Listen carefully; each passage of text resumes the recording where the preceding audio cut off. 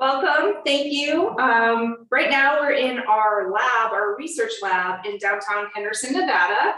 So if anyone is joining us out of state or maybe in a different country, Henderson, Nevada is located 20 minutes away from the famous Las Vegas lights. So we have our research lab here where we study fossils, and with our nonprofit, the Nevada Science Center, and we share it with our communities, and we use it as a tool to help you get excited about science and to share our passion of being paleontologists. So as Mr. Krauss said, I'm Josh Bonde. I'm the Director of Research here at the Nevada Science Center.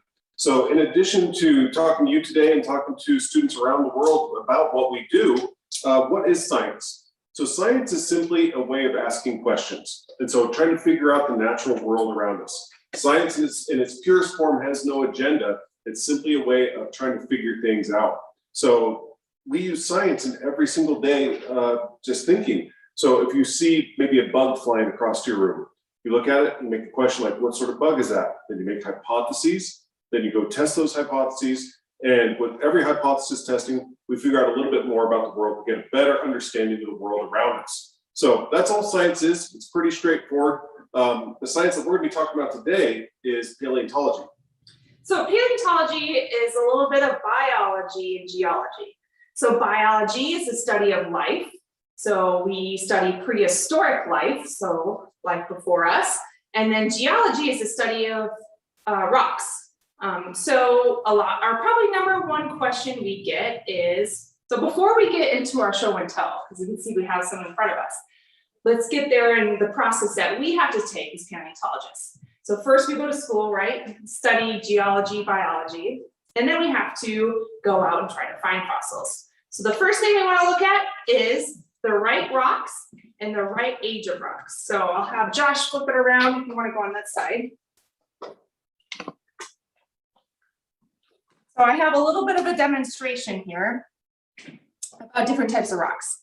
So we find fossils in sedimentary rocks, and there's two different types of sedimentary rocks. We have limestones made out of marine particles like little shells. Here's a little fossil right here. It's a little brachiopod. What's a brachiopod? Like kind of like they're extinct today, but kind of if you think of like a clam, like they had shells, okay? And then we have like a little bit of ammonite here. That's another marine animal. And then we have sedimentary rocks. So what is sedimentary rocks? It's made out of a whole bunch of other little rocks. So here we have sand, right? So sand over time gets compacted, right? And then we have sandstone. So here's a piece of sandstone. You can't feel it, right? But I'll tell you, it feels like sandpaper. So if you ever felt sandpaper, it feels kind of rough.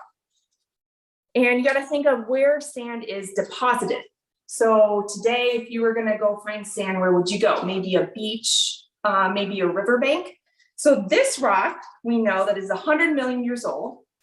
So going back to, what animals lived 100 million years ago? Dinosaurs, right? So that's what we have to do. Find the right rock, right age rocks, and then look for fossils. So in this little rock, you actually see a little bit of different texture here than the outside sandstone. This is a dinosaur fossil, a bone of a dinosaur in the sandstone. So this one, actually, we have to take the sandstone out around the bone to get it out. But I have this fun experiment you guys can do to be paleontologists at home or when you're hiking. So if you go up to the mountains or wherever you live, and you see maybe a fossil, right? So I showed you this one shell, right? Is this a marine fossil or is this, a fossil from a river? Well, limestone is special because it has this special quality where it fizzes if you put acid on it. So here we have regular house vinegar, right? Mom probably cooks with it, dad cleans with it. And I have a little bottle, so you can even get a little bottle, put it in your hiking backpack. And when you're out and about hiking, looking for fossils, if you take some vinegar and you pour it on limestone, it's going to be hard to see on the camera, but let me see if I can get a piece of it. It will make bubbles. See if I can get this zoomed in. It's bubbling. Is it showing up? A little bit. A little bit. Anyways, that's kind of like a fun tool you can do when you're out hiking looking for fossils. So if it fizzles, that means it's a limestone. So it comes from the ocean, marine sediment. Here would be a land animal, a dinosaur in sandstone. So we got the right age rocks, the right type of rocks, and then we need our tools, right? So in our packs, we usually carry big backpacks with some smaller tools to help us look. So I'll have you come over here. We'll look at our toolbox and what we usually put in our packs. So in our packs, we'll put a paintbrush. So this will help us dust off dirt. A trowel to help us dig carefully, move the earth a little bit. You don't want to dig into a fossil, right? And then of course, a geologist needs a rock hammer, right? And then we're in the, we also have a toolbox here. The toolbox doesn't come with us to the out into the field. So when I say when we go out to the field, that's when we're actually looking for fossils. The toolbox will stay here, but we'll take stuff out of it and it will be a good way to help us fix up the fossils when it gets here. So if anyone has a baby brother or sister, you know, these are used to suck out boogers, but they're also really good to gently blow away dust and dirt. More paintbrushes, tweezers for little things. Let's see. Chisels. Oh, and glue for when we break something, or not all bones come in one piece. That's some of our tools. Fossils, we're usually on public land. So public land can be Bureau of Land Management, it could be parks.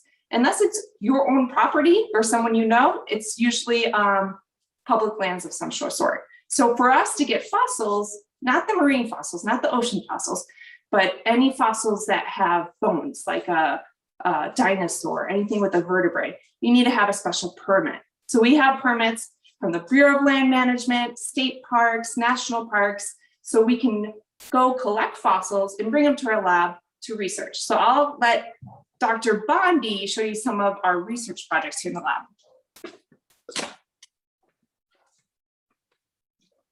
All right, so we'll start, I guess, with the big table with the big fossils that you've seen in the background that kind of been teased with throughout the start of our presentation. So we'll start with some bones of dinosaurs. These are the same age as the piece of sandstone that Becky just showed you. So about 100 million years old. These come from Valley of Fire State Park. And like Becky just explained, we have permission to go out on state parks to look for fossils. If you're just out there hiking with your family and you find a fossil, the best thing you can do is just take a picture. And most phones have GPSs on them now. So picture, GPS, that's all you need to collect, and you can send it to us or a local museum. All right, so here we have kind of a funky bone. We found this one out in the back country on a hike. It's got kind of a weird knob there. It's got a long, slender shaft to it.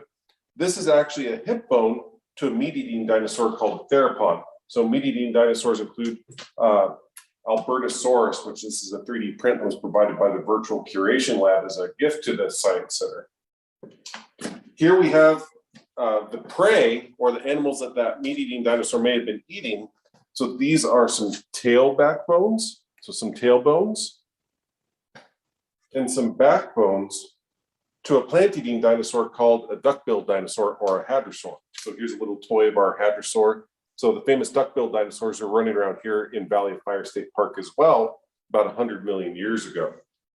If you follow me to the back side of this table, these are some dinosaur bones that are found in the central part of our state of Nevada, around the community of Eureka, which is, again, about 4 hours, 5 hours outside of Las Vegas.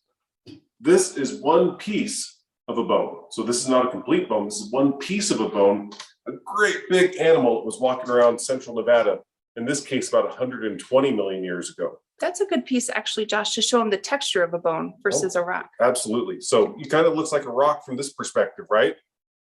If I flip it over, you can see that kind of spongy texture to it.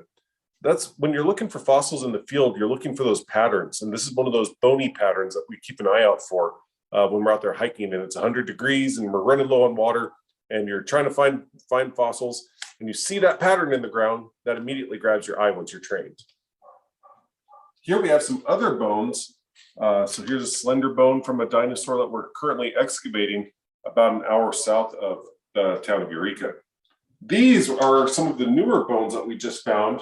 We're currently working on permission with the Bureau of Land Management to excavate this big animal.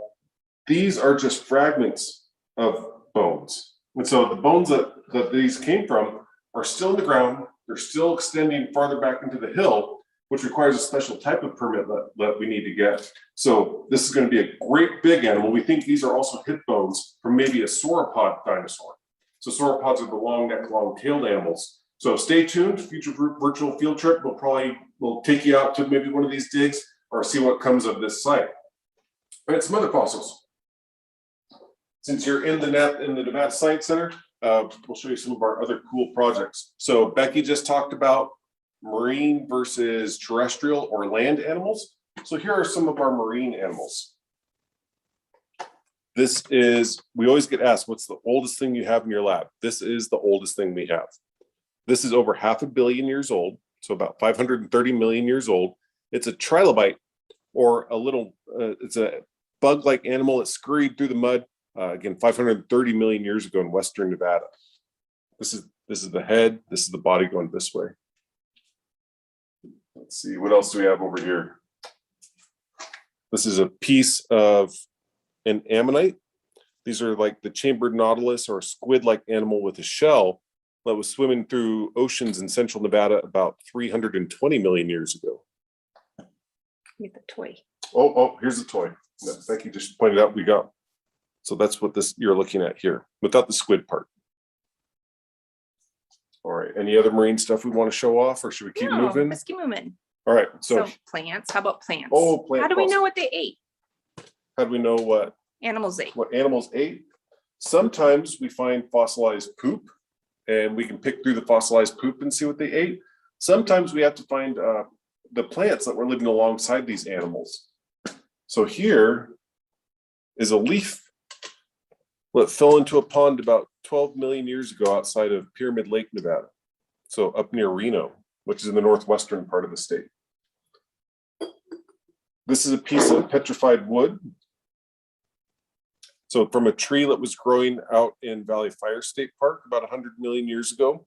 So maybe this was the food of those duck-billed dinosaurs that we just showed you.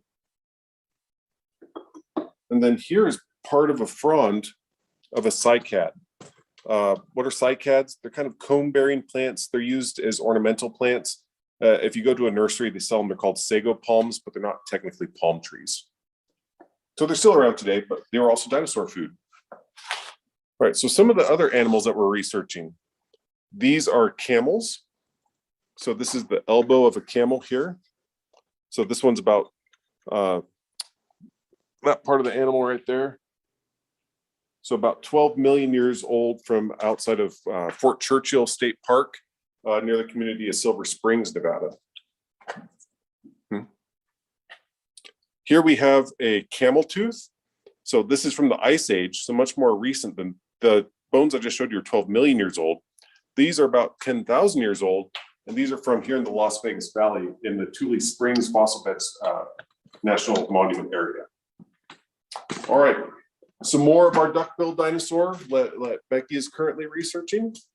You want to talk about this stuff, or? All right, I'll squeeze in this way. How about that way? Okay. So this one's kind of cool. Let me see. I can squeeze in. Maybe go backwards. So we actually got this historic newspaper article from our neighbors across the street. And it says, "The mastodon and the saber-toothed tiger once roamed California hills and valleys." So if anyone's been to California in LA, there's a famous museum, the La Brea Tar Pits, where they have found a lot of different fossils from Ice Age animals who's gotten stuck in the tar pits there. We kind of have that same animal, Ice Age animals here in Las Vegas, but they weren't stuck in tar like the La Brea Tar Pits. They're actually, they fell into old springs that used to be here in Las Vegas. And now it's called Tule Springs, and we have a national monument and a state park up there. So here is a mammoth tooth. So mammoth, we had Columbian mammoths here We didn't have the woolly mammoths. Woolly mammoths were actually smaller than Columbian mammoths. We had the biggest mammoths were the Columbian. Anyways, so here's one of the tooths from a mammoth. You can see it's flat, and they would grind it down, and then new teeth would come in. So here's a tooth from Tule Springs here in Las Vegas. And then we have some other animals from here in Las Vegas. Same area of the Tule Springs area. We have, Josh showed you the camel bone over there. Here's another camel bone, but this is a foot bone. This is a metatarsal. So very long. That camel must have been huge. And then a bison tibia. So bisons used to be down here too. Where's the tibia at in the body? In your leg. A shin bone, right? Right. Yeah, you can see that that crest on the top. That's where you would get your shin right there.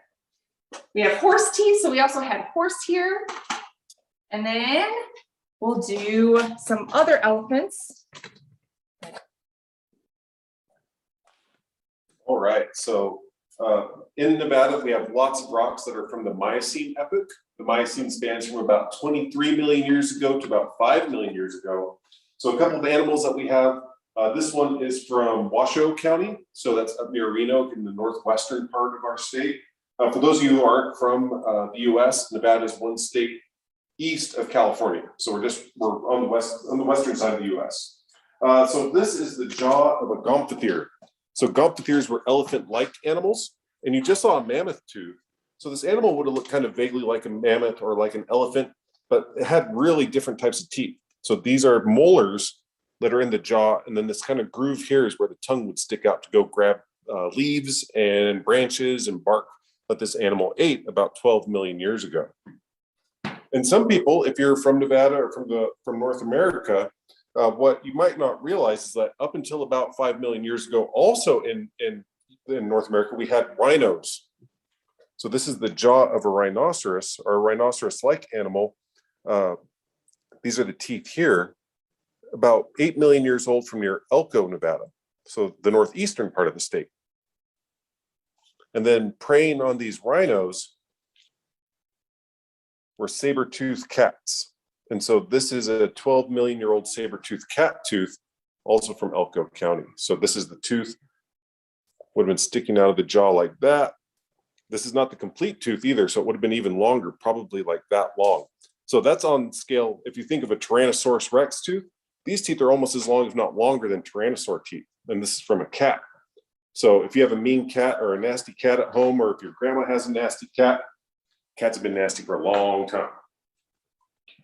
Oh, we should say that the Nevada State Museum. Oh, absolutely, yeah. So these fossils are on loan from the Nevada State Museum in Carson City.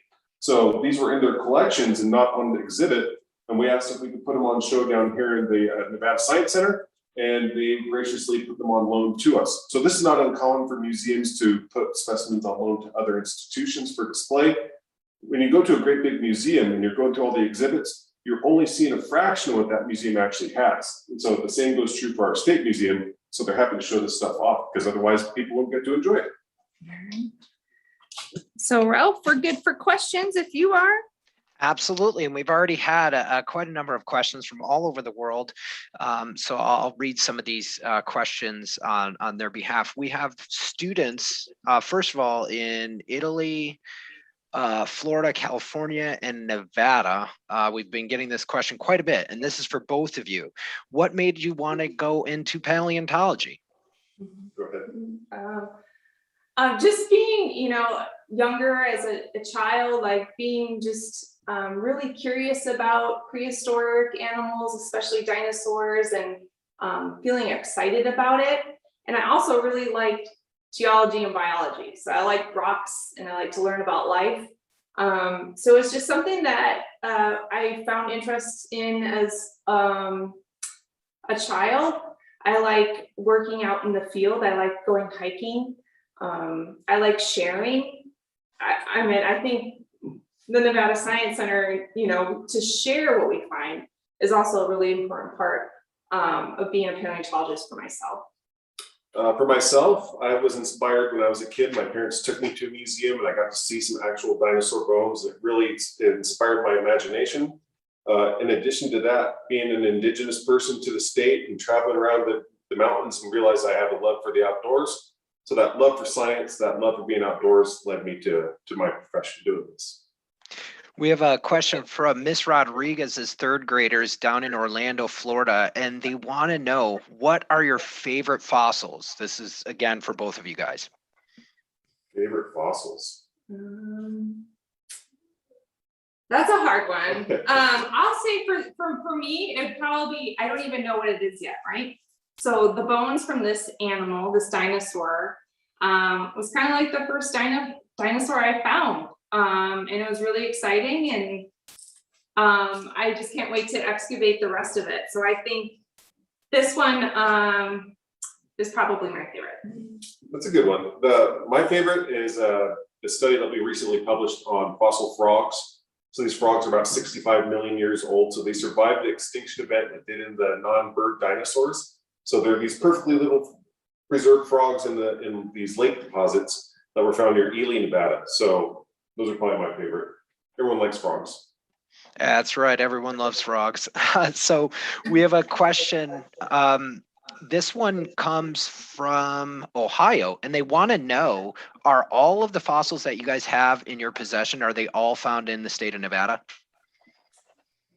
Yes. So the Nevada Science Center, we try to, we want to focus on Nevada. Because it actually hasn't been researched as much as other states around, right? So we're just putting Nevada on the map for dinosaurs.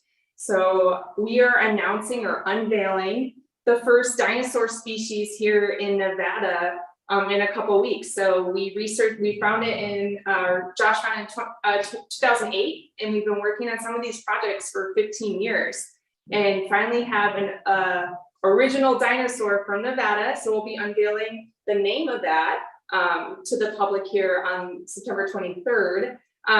So yes, that was a long answer to a question. So it's not that we don't like other states. Nevada just has a long way to go, and there's lots of rocks, and it's exciting because we, as paleontologists, there's actually not many of us here in our state. And a lot of paleontologists from different states have to focus on a certain time period, right? So Cambrian, or, Cretaceous or Pleistocene, but we get to have the whole spectrum because Nevada has a whole spectrum of rocks and a whole spectrum of fossils.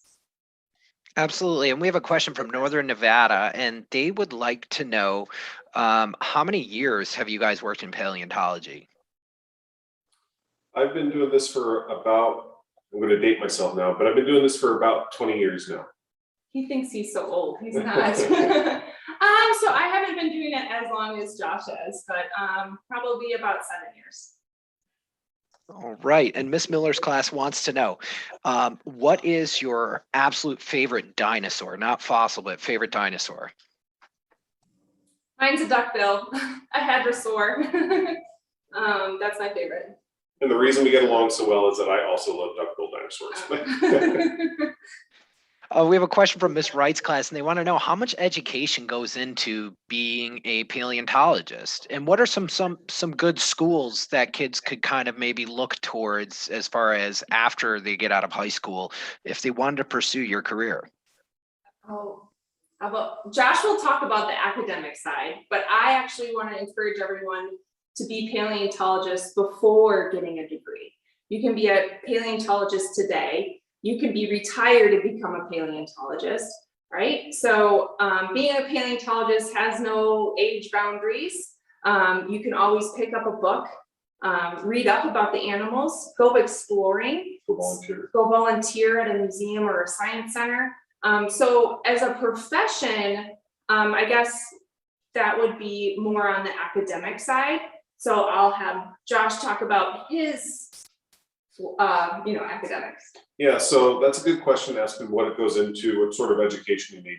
So when I started my path to becoming a paleontologist, really there was only two career paths you could take, either being a professor at a university or a curator at a museum, both of which required a doctorate. And so I have a Bachelor of Science in Biology, a Master of Science in Earth Sciences, and a PhD in Geology. So that's my background. But since I've finished my degree and since I've had my career, there's been laws that have been enacted which fossils get better protections now. And so you can be a professional paleontologist with a bachelor's degree or a master's degree. But what you need to do is you need to study lots of rocks and lots of bones. And so that's the whole biology and geology side. You can become a paleontologist with any sort of background, but you really need to study bones and rocks. And go see them. Yes. I was told that even when I was in school, the best geologists see the most rocks. So start early, just go out and go exploring. That's really firsthand experience is where you're not going to get that from a book. You have to go out and go exploring. I think part of the question was also what schools make the best for paleontology. And really it's what you make of it. And so find mentors, teach yourself about fossils, and any school can teach you the ropes. And you can reach out to professionals like us, and we're happy to give you advice as well. That's some pretty sound advice that you guys heard directly from the experts. And we have a question. We'll do a couple more questions, then we'll let you go. And we'll have an available recording available for this on the Nevada Science Center's website and social media pages. Miss Nunez's science class wants to know, what is the difference between paleontology and archaeology? So the difference between paleontology and archaeology is paleontology, we study all the previously existing signs of life, bones, shells, tracks, fossilized poop we talked about, leaves. So it's studying animals, plants, and life. Archaeology is studying how people have interacted with the earth through time. So artifacts. So one is centered around how people have affected the land, and one is centered around just the history of life. That's very, very poignant. Thank you. So the kids want to know, what did Nevada look like in prehistoric times?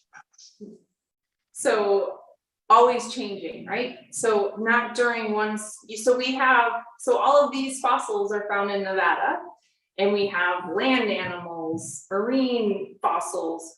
So during different periods of Earth's history, there's been different changes from sea level rising to, lowering, continents moving around. So we have supercontinents, and not just Pangea. That's happened a couple times where they've all come together and broken apart. So it's just, it'd have to be more specific. So when the dinosaurs were roaming around Las Vegas, right, it would have been much warmer. We had rivers coming off a big mountain. In the Ice Age, we didn't have glaciers like you think of when you think of the Ice Age here in Nevada. It was a cooler, wetter time period, so we didn't have the woolly mammoths. We had the Columbian mammoths. So it really just depends on what time period you're looking at. In the Triassic, we were on the edge of a sea, so we have ichthyosaurs in central Nevada, and then we have animals scurrying around a tidal flat here in southern Nevada. So it really is a changing environment throughout Earth's history. And the final student question, there's a class, Ms. Strubal's class wants to know, does Nevada have a state fossil or a state dinosaur that you could tell us about? We're working on the dinosaur. We're working on the dinosaur part, and our state fossil is an ichthyosaur, which is a fish lizard. So it's a marine reptile, which lived at the same time as the dinosaurs. And our species is called Shonosaurus popularis, and it's found in a state park, Berlin Ichthyosaur State Park, out in the central part of the state. And so these are about 230 million-year-old animals. Like Becky was just saying, Nevada used to be part of an ancient seaway. And these animals were cruising around there, eating those ammonite or squid-like animals. Right. So a lot of people say it looks like a dolphin, and they do kind of look like a dolphin, but they were dolphins are mammals, and these were marine reptiles. So, and they are not dinosaurs, and we don't have a state dinosaur yet. So we're just naming our first dinosaur from Nevada. I am going to have that cause of naming a Nevada dinosaur because we have dinosaurs. That is awesome. Are you guys going to go with like a person name like Gary or Jeff? Right. Ralph. Well, you'll have to find out. We will find out. And we really like Nevada. How about that? That's awesome. And before we let everyone go, can you let us know where can they go to learn more about the Nevada Science Center and all the exciting news on the horizon for you guys? Right.